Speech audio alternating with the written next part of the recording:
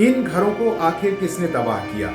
लोग कहते रहे कि उनके आशियाने दरक रहे हैं, उनमें दरारें आ रही हैं। लेकिन खड़िया कारोबारी संवेदनहीन तरीके से पहाड़ों को खोदते रहे और लोग बेबस बने रहे। नमस्कार, मेरा नाम है हृदय जोशी और आप देख रहे हैं इको एंड एनर्जी टॉक, मेरा यूट्यूब प्लेटफॉर्म जहां पर आपके सरोकारों की बात होती है। आज हम बात करेंगे उत्तराखंड के बागेश्वर जिले में कई सालों से और ये कह सकते हैं कि कई दशकों से चल रही खड़िया माइनिंग यानी सोप स्टोन माइनिंग की, जिसके बारे में मैं आगे विस्तार से बताऊंगा कि इसका क्या मकसद होता है और इसमें करोड़ों का कारोबार किस तरह से किया जाता है। इस सोप स्टोन माइनिंग का एक हिमालयी संवेदनशील इलाके में होना हमेशा सवालों के घेरे में रहा है, लेकिन जिस तरह से पर्यावरण के नियमों की धज्जियां उड़ाई गई हैं और इसमें भ्रष्टाचार हुआ है और लोगों के हित के लिए जो पैसा जमा किया जाता है एक फंड में, उसका दुरुपयोग हुआ है, वो हैरान करने वाला है, जिसके बारे में हम आपको बताएंगे। क्योंकि जो नैनीताल हाईकोर्ट है, उत्तराखंड राज्य का जो उच्च न्यायालय है, उसने बागेश्वर जिले में इस खड़िया माइनिंग पर पूरी तरह से रोक लगा दी है। ये रोक क्यों लगाई गई है? क्योंकि खुद कोर्ट ने पिछले साल इसका संज्ञान लिया था और सुओमोटो जो कॉग्निजेंस लेकर एक कोर्ट कमिश्नर की कमेटी तैनात की थी और उस कमेटी से जांच रिपोर्ट तैयार करने को कहा था। अब उस कमेटी की जांच रिपोर्ट आ गई है, जिसके बाद कोर्ट ने यह फैसला किया है कि बागेश्वर जिले में सोप स्टोन माइनिंग को पूरी तरह से रोक दिया जाए।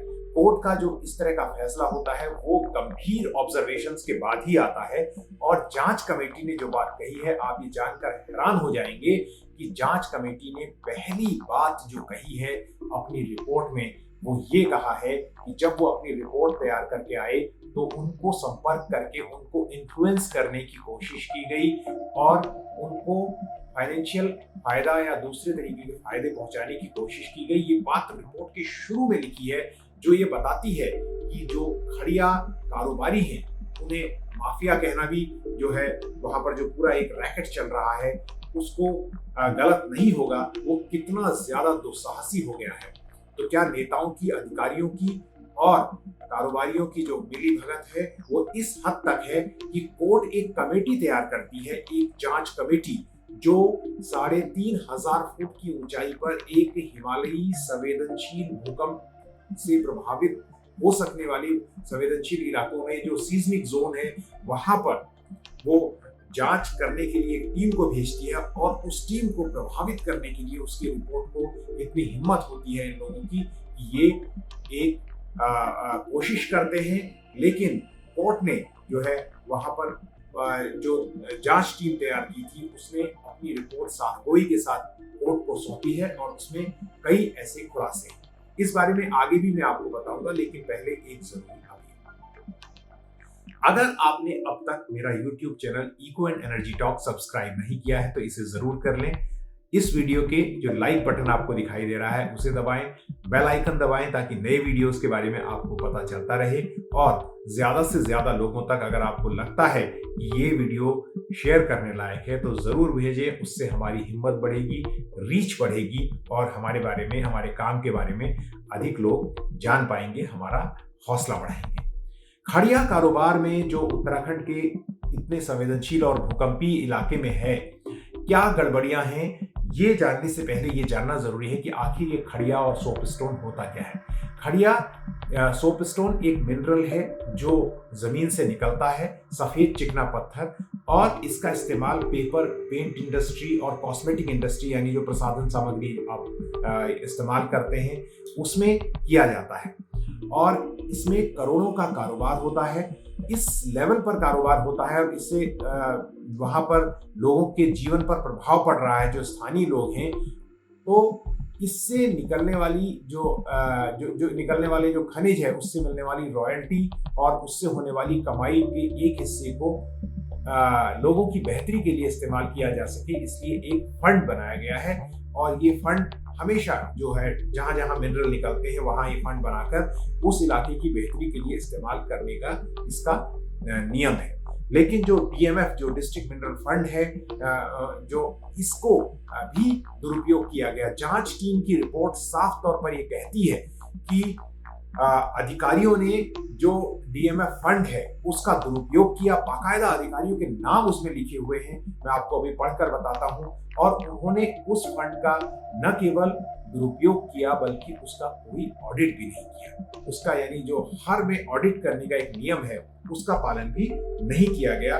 इससे स्पष्ट तौर पर वित्तीय अनियमितताओं के सवाल खड़े होते हैं और कोर्ट ने जो कोर्ट कमिश्नर की जो जांच टीम है उसने कहा है कि इनके खिलाफ एक्शन होना चाहिए।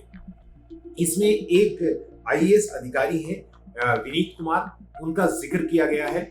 इन अधिकारियों का काम होता है जो माइनिंग हो रही है, यहाँ जो खनन हो रहा है उसमें गड़बड़ियां ना हो, भ्रष्टाचार ना हो, नियमों का पालन हो और ये सस्टेनेबल तरीके से हो। लेकिन जो फंड इकट्ठा हुआ जिसका इस्तेमाल होना था लोगों की बेहतरी के लिए, जिनके घर टूट रहे हैं, जिनके आशियाने दरक रहे हैं, उनको मुआवजा मिले, वहां पर सड़कें ठीक से बने और नदी प्रदूषित ना हो, इन सब चीजों के बजाय जो उस फंड का इस्तेमाल किया गया अपने दफ्तरों को चमकाने के लिए मिसयूज किया गया। आईएएस विनीत कुमार का नाम लेकर इसमें लिखा गया है कि 33,82,000 का इस्तेमाल किया गया ऑफिस रिनोवेशन के लिए, यानी जो पैसा जरूरतमंदों इस क्षेत्र की बेहतरी के लिए था उसे साहब ने अपने दफ्तर को चमकाने में लगाया। इसी तरह से एक और अफसर हैं अनुराधा पॉल, आईएएस अफसर हैं ये भी, इनका नाम लेकर कहा गया है कि इन्होंने अपने दफ्तर के और अपने एक और जूनियर अधिकारी जो एसडीएम है उनके दफ्तर को रेनोवेट करने के लिए 18 लाख से अधिक खर्च किया।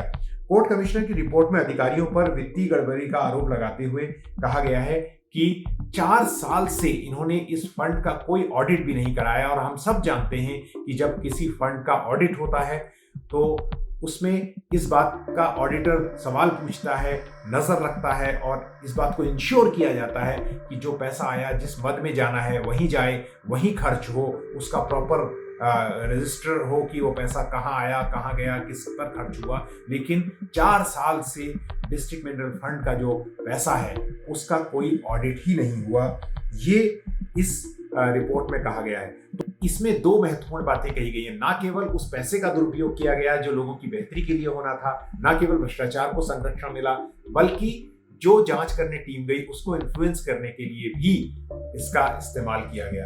ऐसा नहीं है कि सरकार को इस बारे में पता ना हो, ऐसा नहीं है कि मुख्यमंत्री के दफ्तर को पता ना हो कि वहां क्या हो रहा है, लेकिन हम सब जानते हैं संसाधनों की जो लूट है, जो मैंने इससे पहले वाले अपने वीडियो में भी कहा था, जब ये दूर दराज के इलाकों में होती है, दिल्ली से दूर, तो फिर पूरा खुला खेल हो जाता है, पूरी तरह से कोई अंकुश नहीं रहता। और उसी लूट के तहत मैं आपको ये बताना चाहता हूं कि नेताओं की, ठेकेदारों की, अधिकारियों की, मीडिया की मिलीभगत होती है। ऐसा नहीं है कि पत्रकारों ने इस पर कोई रिपोर्ट लिखी ना हो। वहां के छोटे अखबारों में लगातार जो स्थानीय अखबार हैं, छोटे कहना गलत होगा, जो स्थानीय अखबार हैं जो वहां से निकलते हैं, लोकल न्यूज़पेपर, उनमें खबर छपती रही लगातार और लोगों को बताया भी गया, सरकार को भी पता था, सवाल भी पूछे लोगों ने।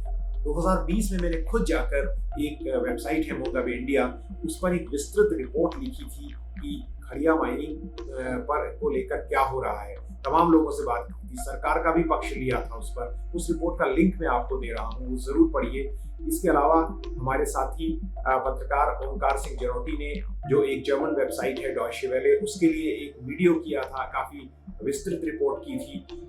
और राहुल कोटियाल जो बारामासा यूट्यूब चैनल चलाते हैं, उन्होंने भी इस पर रिपोर्ट की। कुछ लोग ने इस पर ग्राउंड रिपोर्ट की और ग्राउंड से बताया कहाँ तक नाम लिया जाए। तमाम पत्रकार इस पर लंबे समय से लिखते भी रहे हैं, लेकिन कोई असर नहीं हुआ है, क्योंकि बहुत ही सीरियस और बहुत ही स्ट्रॉन्ग नेक्सस है, जिसमें ब्यूरोक्रेट्स भी शामिल हैं, कॉन्ट्रैक्टर्स भी शामिल हैं और पॉलिटिशियन भी शामिल हैं। चुनाव में किस पैसे की फंडिंग होती है, ये सब सवाल हमने खुद जाकर जमीन पर देखा है, लोग उठाते हैं, लेकिन सुनने वाला कोई नहीं है। एक बात और कहना चाहता हूं कि इसका अगर मुख्यमंत्री के लेवल पर समाधान नहीं होगा तो ये चीजें आगे बढ़ते रहेंगी इसी तरह से। डॉयचे वेले के लिए रिपोर्ट फाइल करने वाले पत्रकार ओंकार सिंह जरोटी क्या कहते हैं, उनसे सुनिए। इन खनन प्रभावित इलाकों में रिपोर्टिंग करते हुए ऐसी कई चीजें थी जो पहली ही नजर में खटक रही थी। मसलन पहाड़ों में बड़े बड़े बेतरतीब तरीके से किए गए गड्ढे, बड़े बड़े खोदे गए पहाड़ों का जो एक ढलान होता है, जो एक नेचुरल या प्राकृतिक स्लोप होता है पहाड़ों का, उसे ही पूरी तरह तबाह कर देना। ऐसे कई गांव थे, कई भवन थे जहां पे भवनों में दरारें आई थी लोगों की, या जो सामुदायिक खर्चे से या सरकारी खर्चे से गूलें बनती हैं सिंचाई के लिए, वो तोड़ी जा चुकी थी। प्राकृतिक जलधाराएं तबाह कर दी गई थी। और ये सब कुछ एक ऐसे इलाके में हो रहा है जो हिमालय का वो इलाका है जो भूकंप के लिहाज से बेहद संवेदनशील है। उसे अति संवेदनशील श्रेणी 5 में रखा जाता है। यहाँ खूब बरसात होती है, बरसात में लैंडस्लाइड का होना आम बात है। तो इन सब कारणों को अगर आप देखेंगे तो चंद लोगों और चंद अधिकारियों के मुनाफे की कीमत यहाँ पर पर्यावरण, लोगों और समाज ने चुकाई है। उसके भवन टूटे, उसकी गूलें टूटी सिंचाई के लिए, उसके खेत धंसे, सड़कें टूटी, और लैंडस्लाइड की वजह से लोगों को बड़ी परेशानी होती है जब आवाजाही होती है। ये सारी चीजें हुई, लेकिन मुनाफा कुछ ही लोगों को हुआ। और जब जब इसकी शिकायत की गई, उसकी अनदेखी की गई या लोगों को डराया धमकाया गया, और धड़ल्ले से ये खनन का खेल चलता रहा। इतने बड़े स्तर पर संसाधनों की लूट इसलिए भी हो पाती है क्योंकि मीडिया का एक हिस्सा चुप रहता है और इस भ्रष्टाचार में भागीदार बन जाता है। तो जो पत्रकार निष्पक्ष रूप से काम कर रहे हैं और हिम्मत के साथ इन सवालों को उठा रहे हैं, उनको इसमें काफी संसाधनों को भी खर्च करना पड़ता है और उनको हिम्मत भी दिखानी पड़ती है। हम अपने YouTube चैनल के जरिए आपको ऐसी सारी खबरें बताते हैं जो आपके सरोकार की हों। तो अगर ये आपको अच्छी लगी रिपोर्ट तो इसको जरूर लोगों तक पहुंचाइए, हमारा हौसला बढ़ाइए। हम आपसे कोई अभी डोनेशन नहीं मांग रहे हैं, लेकिन सिर्फ इतना कह रहे हैं कि आप हमारा हौसला बढ़ाइए। इस रिपोर्ट को लोगों तक पहुंचा के YouTube चैनल को सब्सक्राइब कीजिए। अगले वीडियो में आपके साथ ऐसी ही किसी सरोकारी खबर के साथ एक बार फिर मुलाकात होगी।